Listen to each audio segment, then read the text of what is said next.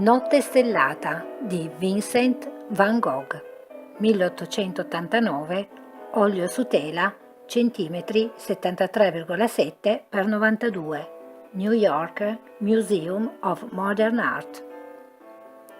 Sotto ad un cielo costellato di stelle, con una luna in alto a destra, Vincent van Gogh dipinge un paesaggio di campagna.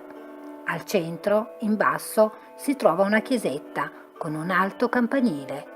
Intorno ad essa vi sono delle semplici case di campagna, con le finestre illuminate. Un grande cipresso interrompe il paesaggio a sinistra, sotto la notte stellata. Oltre il villaggio, a destra, si nota invece un fitto bosco che sembra abbattersi sul villaggio come un maremoto. Infine, all'orizzonte, colline e montagne lontane sembrano onde gigantesche in corsa verso le case. Van Gogh ha utilizzato brevi pennellate modellanti di colore materico. La direzione dei segni colorati segue infatti la forma delle figure. Nei tetti le linee sono oblique, i cespugli e gli alberi lontani sono rappresentati con pennellate curve.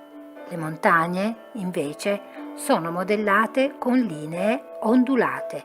Il grande cipresso sembra una grande fiammata scura.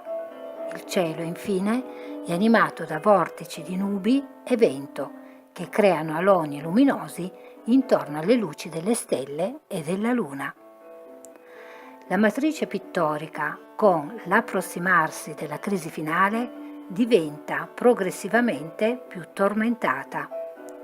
Le opere dipinte in periodi meno sofferenti sono notevolmente più solari e descrittive, come ad esempio la camera di Van Gogh ad Arles.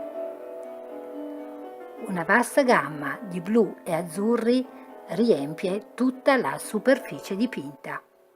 La luce notturna è rappresentata dal blu oltremare, mentre la vegetazione diventa quasi nera. Le luci artificiali brillano gialle dalle finestre delle case. Nel cielo, la luna e le stelle spiccano grazie al contrasto di complementari. Infatti, il giallo-arancio è complementare al blu. Tutta la superficie del dipinto è invasa dalla materia pittorica blu che crea un'atmosfera in bilico tra sogno e solitaria freddezza. Dalle finestre filtrano deboli luci gialle, mentre la luna trasmette la sua luce alle pennellate azzurre che la circondano.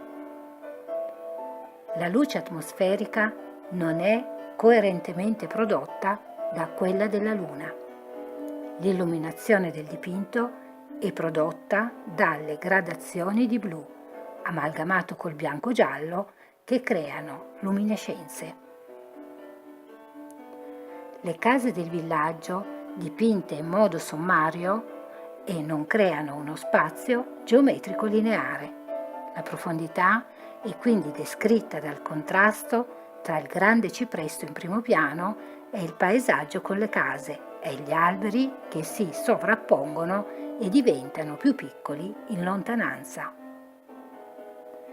L'orizzonte è molto basso e la maggior parte della composizione è occupata dal cielo che rappresenta lo schermo emotivo e drammatico degli ultimi giorni di vita di Van Gogh.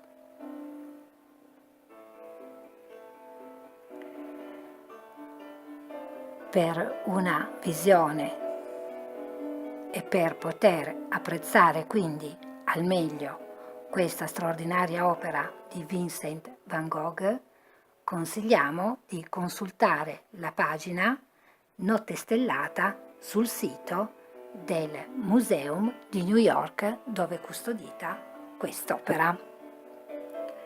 Fonte analisi dell'opera.it e per ulteriori approfondimenti www.ilcappellodiirma.it.